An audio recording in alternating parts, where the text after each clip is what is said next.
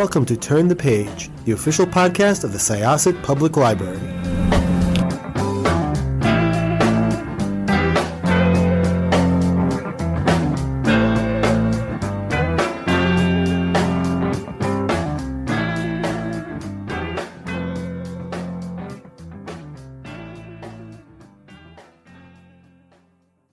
Hi, everybody. This is Barney Levantino at Syosset Library, and welcome to Turn the Page, our official podcast. And I'm really happy today to welcome international best-selling author Jeffery Deaver. Jeff, welcome. Thank you, Barney. Good to be with you. Actually, this is welcome back for you. You and I had a chance to talk back in 2019 when you introduced the Colter Shaw series. Oh, that was the Never Game, right? The Never Game, correct. Yeah. I thought you looked familiar. Yeah. And but it's good to be back now with Lincoln Rhyme. This is the newest installment in the series. The book is The Midnight Lock, which I thoroughly enjoyed. And actually, logistically, it came in kind of late, so I plowed through it in a day, and it was a lot of fun. Enjoyed the book. Tell us a little bit about this newest installment. Sure. I'll back up a little bit. What I try to do for my and we've talked about this before, but what I try to do for my readers is tell a really fast-paced roller coaster. You know, the books all of mine take place over about 2 days, 3 days, maybe tops. Right. Lots of twists and turns, reversals, big surprise endings. So that's the schematic of a Jeffery Deaver book. But then I also try to find a hook, something that's a little bit different. I can do some research, teach readers something. And the hook in this book was locks. And I don't mean these locks that you turn on with the e-locks you turn on with your smartphone and so forth. 13-year-old kids can hack those. I mean real locks. I mean the metal things that go back thousands of years. I locked myself out a few years ago of my house. A locksmith comes, 10 seconds it's open. I thought, well, two things. Good, I'm back in my house. My dogs were upset I was locked out. It was dinner time. And number two, I had the idea for my next book. And to make a long story very short, the villain in this book, the Lincoln Rhyme and Amelia Sachs book, The Midnight Lock, number 15, the villain is psychotic, but he's also an ace lockpicker. He can get through any lock ever invented. And he does that, and he breaks into people's apartment late at night, but he doesn't kill them. You think serial killer? No, he doesn't kill them, doesn't hurt them, doesn't touch them. He rearranges things and then leaves. Freaks them out, of course, does a lot of psychological damage.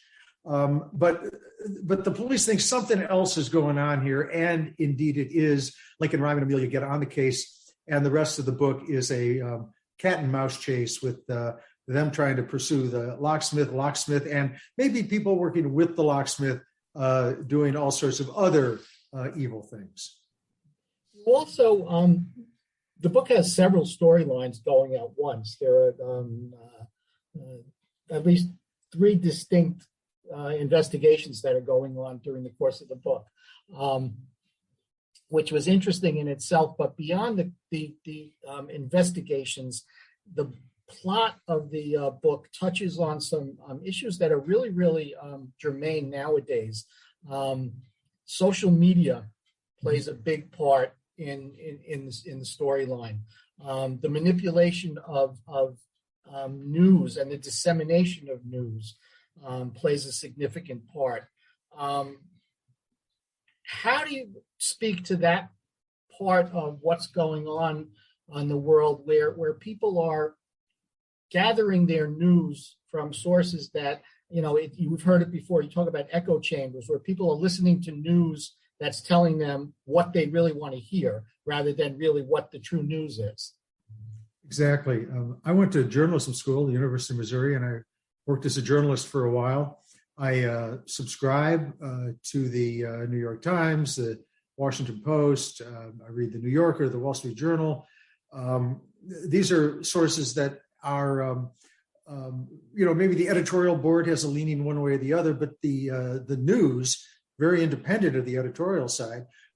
This is the practice of journalism, and journalism is craftspeople who check multiple sources. They fact check. They present the truth, not the truth as we see it. It's the truth as it is, or they don't present it. Well, I like my books to be about a little bit more than just the crime. Exactly. There are usually, as you point out, maybe 3, sometimes 4 subplots going along, and some of those subplots are what I call the soap opera element, personal things, such as the one character who's he was a cop, but now he's kind of trying to reconstruct his life, and that's a soap opera element. But then there's also the geopolitical issues, and that's one of them is the fake news element. But they all come together at the end. That's what I love about writing crime fiction. We are allowed, in fact, we crime authors are encouraged to have these subplots that keep the pot boiling, so that even when it looks like the crime is solved, wait a minute, I've got 30 more pages to go. What's going on? Well, maybe there's that media subplot, maybe that social media subplot going on, maybe the legal defense subplot. Lincoln Rhyme gets into a lot of trouble in court. Maybe that's going to be resolved. So I did an interview once, and I thought it was going to be a softball interview. They were just going to say, "Oh, here's the author, talk about your book." No, the guy pointed a finger at me and he said, "Mr. Deaver, what do you say to the charge that you're manipulative in your writing?" And I said, "Thank you." Isn't that your job? Of course, that's my job. Yeah. Excuse me. When we talked last, we were talking about you had just introduced Colter Shaw. And in the course of our conversation, I actually went back and listened again to the podcast. I kind of talked a little bit, and I asked you about some really differences between the two characters, in that Colter Shaw is really focused on the people involved in the crimes. Lincoln has always been really the scientist, and he's focused on the minutia, on the evidence, on the physicality of what's going on. And you just touched upon one of the characters, Lyle Spencer, who comes in, and Lincoln kind of makes an observation about him that is the type of observation. Now, I don't want to give too much away of the plot, but it's the kind of thing that you would expect really Amelia to be picking up on more than Lincoln, in terms of something going on within this character. And I thought that was it was interesting, because it was a little outside the box, so to speak, for Lincoln to make that observation versus Amelia. Yeah, and in fact, Lincoln almost does a double take, like, "Oh my God, what have I thought? This is something that's more akin to her." But of course, now the couple is married, and as they say, couples sometimes grow somewhat closer personality-wise over the years, and that may have happened. Of course, she is an ace crime scene searcher too, but she is really the people cop, as Spencer is as well. And Lincoln, however, does make that observation, which turns out to be quite telling and true. And I mean, I liked him as a character. He's quite interesting. He really was interesting. And from the beginning, I was like, there's something about this guy that I really kind of like, and I hope he hangs around a bit. Lincoln Rhyme's been with us. You've been publishing these books since around 97, and this is now the 15th entry. How does your approach, or has your approach to writing these characters changed over the years? Sure. No, it hasn't. First of all, the technique is the same. As we talked last time, I do a long outline, extensive outline. I plot the whole book out, do the research, and then sit down and write it. That hasn't changed for 30 books. But I'll tell you, and I should say the personalities of Lincoln and Amelia haven't changed either. Although, as we alluded to, he maybe has a little softer side occasionally. But one thing I have done is I've gotten away from what I call the soap opera elements, but I mean that affectionately. As someone who appeared on As the World Turns a while ago as a corrupt reporter, I think it was typecasting, but anyway, that's a whole different story. Soap opera elements, I mean, Lincoln's condition, he's a quadriplegic. And in the early books, I wrote more about that condition and his coming to terms with it. But then I decided, and this is based somewhat on fans' reaction, that let's make him a crime solver now. That's his condition. He'll improve to the extent he can improve, and that will happen. But let's get down to the crime solving. So there's less of that. But one thing that has changed, and I'm not going to belabor this in my courses, I talk quite a bit about it, but there's been a change in the attitude of the audience to books, and they are being seduced away to some extent by streaming services. It's easier to watch TV with a remote control in your hand than it is to read a book. But I believe a book is the most emotionally intense creative experience we can have. Come on, let's be honest. You're at the Met, and you're looking at all the pictures. Oh, it's wonderful. Oh, it could be the opera too, but let's say the Met, the Metropolitan Museum, Fifth Avenue. Okay, you're looking at the pictures. After about a half hour, what are you thinking? Where are we going to go for drinks and dinner afterwards? Or you sit through a symphony and it's like, oh, really long symphony. And, where are we going to go for drinks and dinner afterwards? You go through a movie, well, that's shorter. So you look at the movie, but you're really watching the director's and the DP, the director of photography's vision there, and they hand it all to you.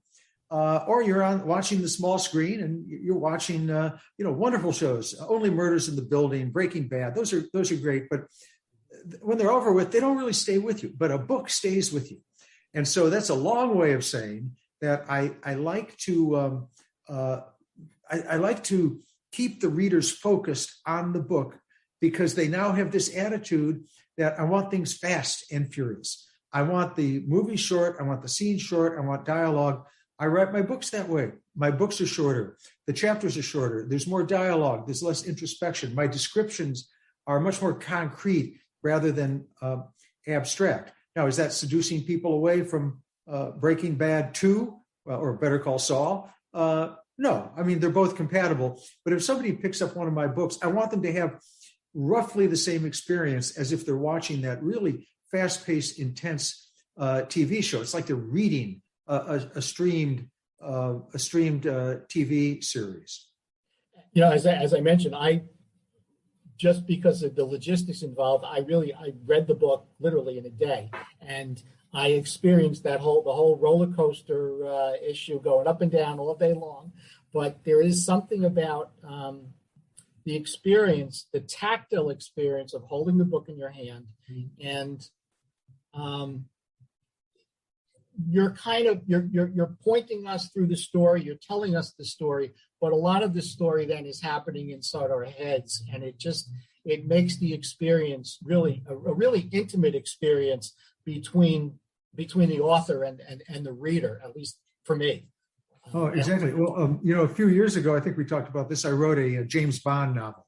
The family of Ian Fleming, who passed away in the 60s, called me up and said, would you write a James Bond novel? Which I did. It was called Carte Blanche, and I really enjoyed it. It was great fun to write.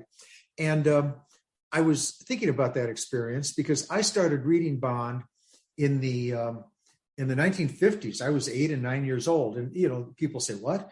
The books were quite tame. That was a time when you didn't see explicit romantic scenes and the violence was very subdued. I can still see Bond in my imagination. That was long before Sean Connery. And he wasn't that different from Sean Connery, but I had this very specific image of Bond. I know what M looks like. I know there was no Q. There was no person named Q. There was the Q division that somebody worked for. That was the special services department. And Miss Moneypenny, I picture her. And seeing the movies was kind of jarring to me. But that was the relationship I had with those books. And storytelling, whether you read a book or listen to a book, it's the same thing, creates that connection between the author's vision and our own vision. In writing these books, when you get this far into a series, your audience is wide. I mean, you have your diehard Lincoln Rhyme fans who are going to go to the book no matter what. And then you have your newer readers who may not be familiar with a particular series.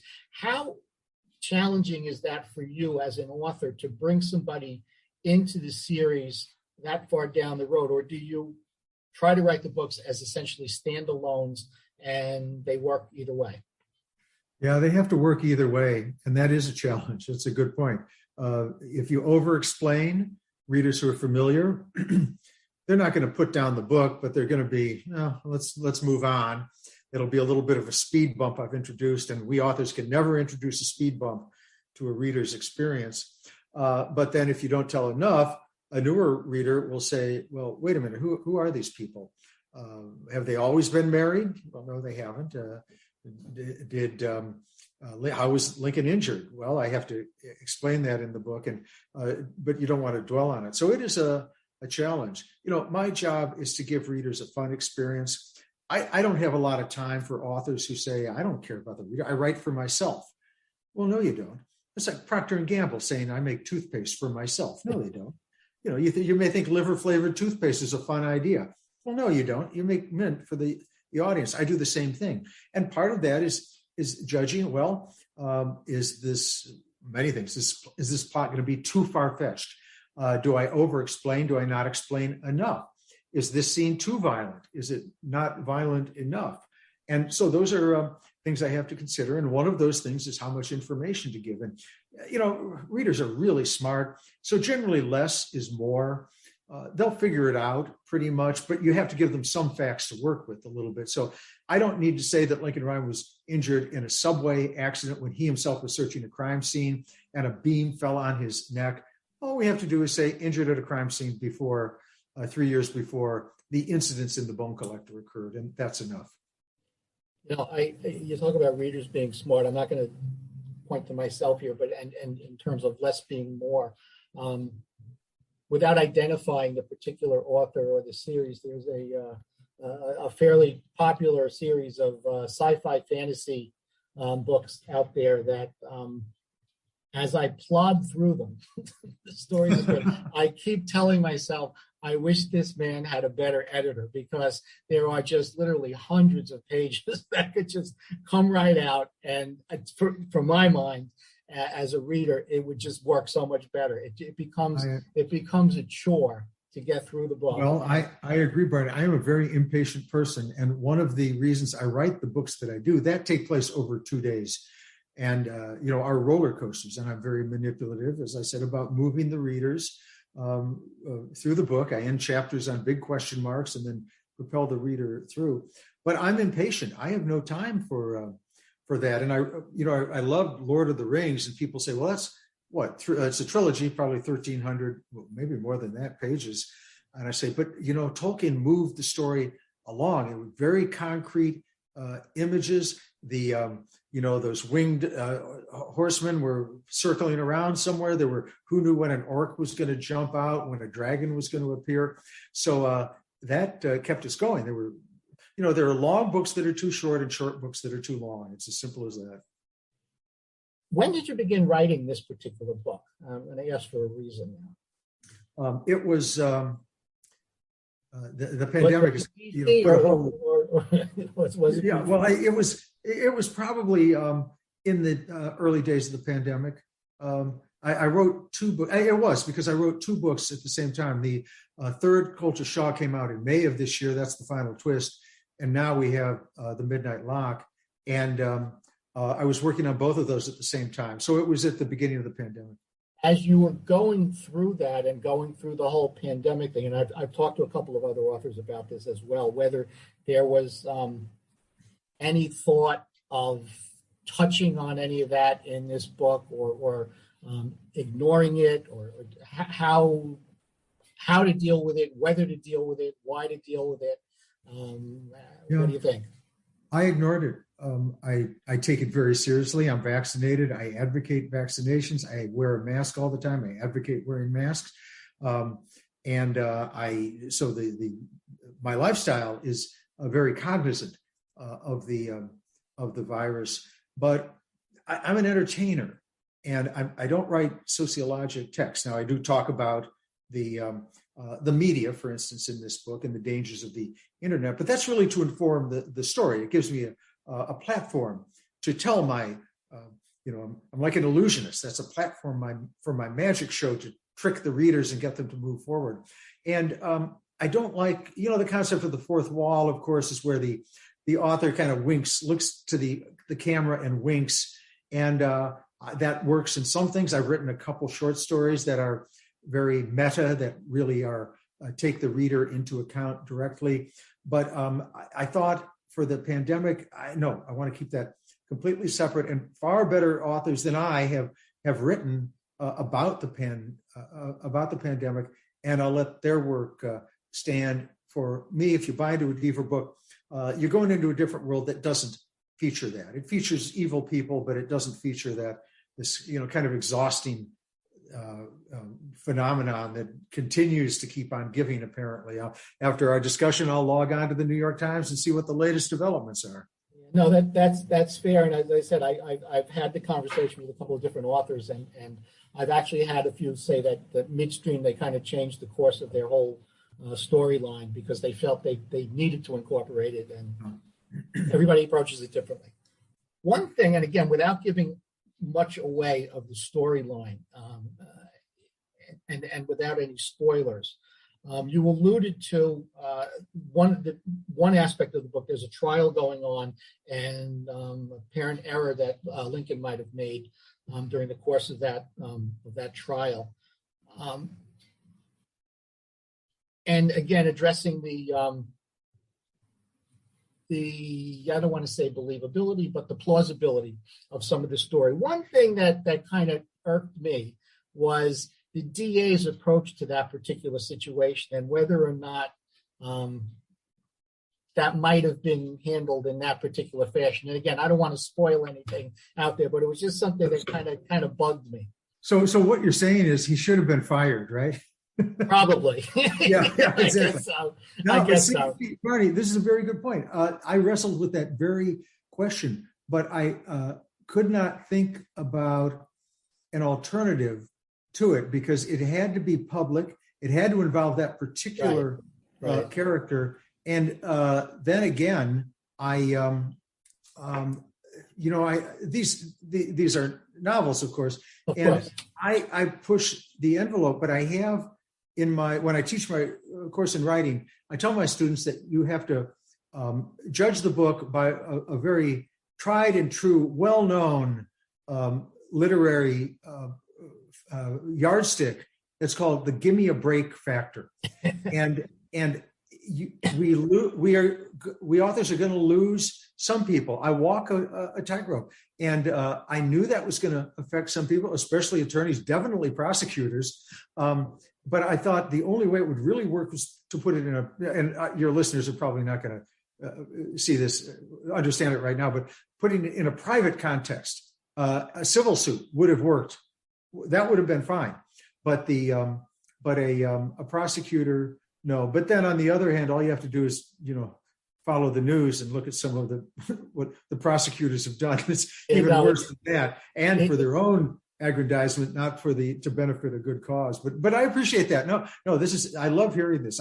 I like it when I get good news, but I like it when I hear bad news. I'll tell you a very fast story on that. No, I don't mean it in a negative way. I was just saying that it just kind of reverberated with me. No.